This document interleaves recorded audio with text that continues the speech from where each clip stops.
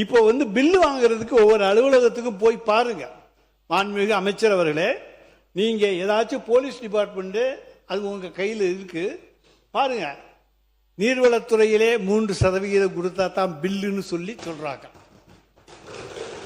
பொதுப்பணித்துறையிலே 5% நீர்வளத்துறை அமைச்சர் மாண்பு பேரத்தலைவர் அவர்களே, அவர் ஆதாரத்துடன் சொல்லணும். அது பழைய காலம். அது இந்த காலத்துல ₹1 நாங்க வாங்கணும்னா இந்த இடத்துல நாங்க எங்களை உட்கார வைக்க மாட்டார் எங்களுடைய முதலமைச்சர். அதனால ஆதாரத்துடன் அவர் சொல்லணும்ன்றதை நான் கேட்டுக்கொள்கிறேன். இல்ல மாண்பு உறுப்பினர் அவர்கள், நீங்க வாயால பேசுறதெல்லாம் கரெக்ட். அதெல்லாம் நீங்க உங்களுடைய காலத்துல நாங்க தான் சொல்றோம்ல, நீங்க நிரூபிங்கன்னு சொல்றோம். நீங்க நிரூபிக்க வேண்டியதானே. எதுவுமே இல்லாம நீங்க மட்டும் பேசணும்னா அது எப்படி?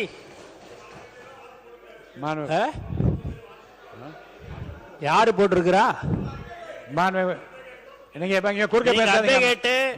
எல்லாரும் போடுறாங்க அப்படின்னாங்கன்னா நீங்க அதை அது ஆதாரத்துடன் நீங்க இருக்குதுன்னா நீங்க நிரூபிங்கன்னு தான் சொல்றோம். நீங்க எதுவுமே நீங்க என்னங்க நீங்க பில்லுக்குன்னு சொல்றீங்க, அதுக்கு இந்த மாதிரி பில்லுக்கு கொடுத்தாங்கன்னு சொல்லுங்க. அது ஏன்னா பழக தோஷமா இருந்திருக்கலாம்னு நான் நினைக்கிறேன்.